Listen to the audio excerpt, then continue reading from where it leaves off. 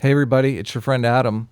I'm here with another commentary video. Today I'm going to be talking about Scott Adams and his argument in favor of transgender athletes being able to compete in the gender that they claim is their identity. I guess they are biologically male or biologically female and they identify with the opposite gender.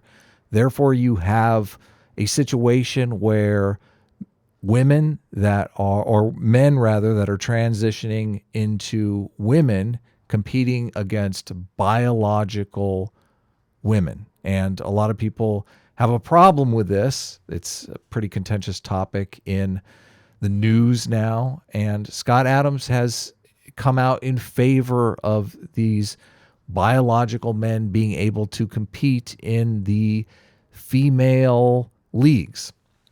Now, I am a huge fan of Scott Adams. I don't want to straw man Scott Adams' position here.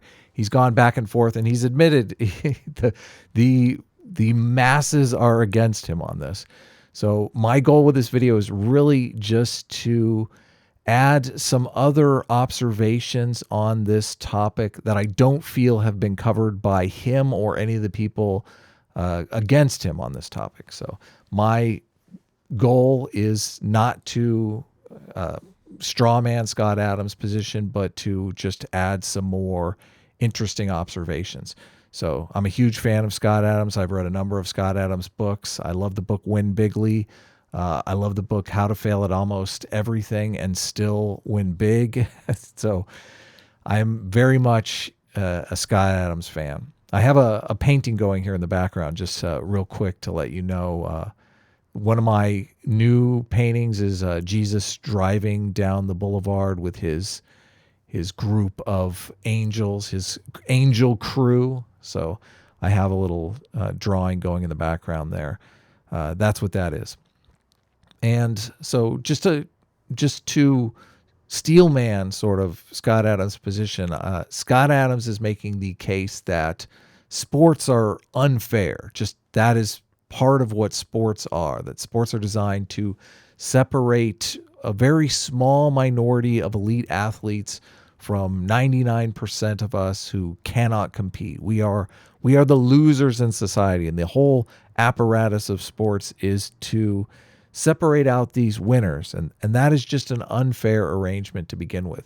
The tweet that I have up of Scott Adams is and I guess a lot of people are not accepting this concept, or doesn't feel they're accepting this concept. He says, you have now accepted the concept that all sports are unfair, is the tweet that I have highlighted here.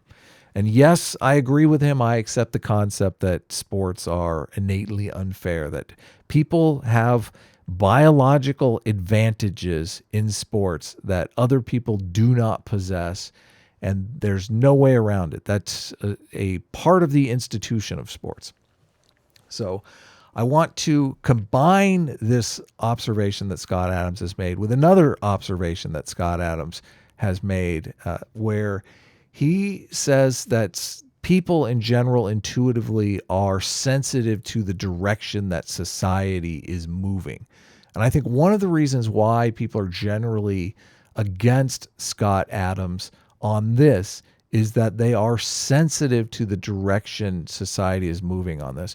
And one of the features of Western society where we've really excelled is that we've created a number of different hierarchies, is what Jordan Peterson would call them.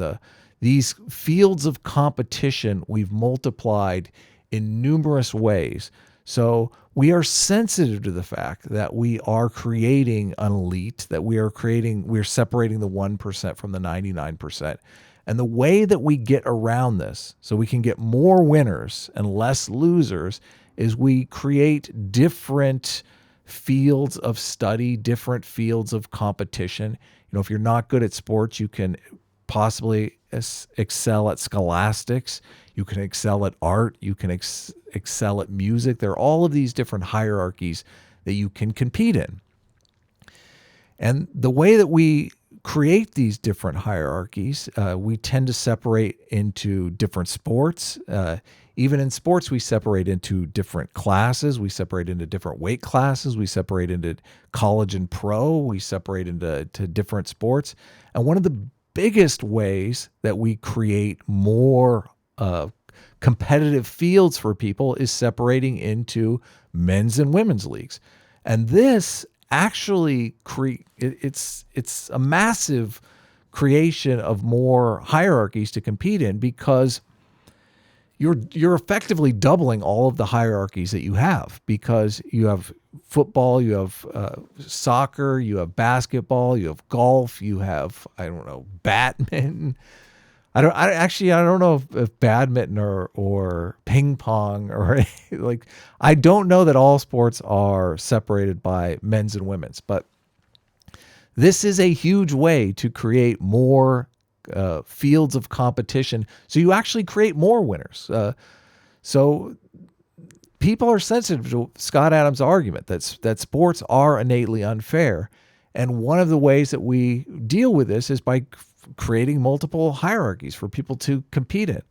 And I think people intuitively understand that the transgender athletes, if you allow what are effectively biological males to compete in all of the hierarchies that have been separated out for women to compete in, you are effectively nullifying those competitive fields. You're taking those competitions away from women, and you're cutting in half the number of potential fields that people could enter to win. It's a massive push in the opposite direction. I think people are sensitive to that. So that's my argument, that I agree with Scott Adams that sports are innately unfair, that society pushes to create a higher level of fairness, in that if you're not good in one competition, you could effectively compete in another.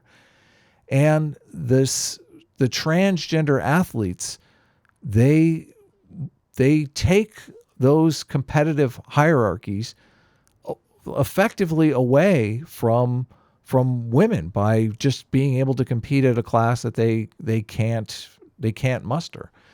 I think maybe a way around this is to separate out into classes, just clumping people closer together in their ability. I mean, I would argue that what makes sports more interesting for both the players and the people watching is a lot of reversals, when there's actual stakes involved, when you don't necessarily know who's going to win because the players are so evenly matched. Those are the exciting games, the games that people want to compete in.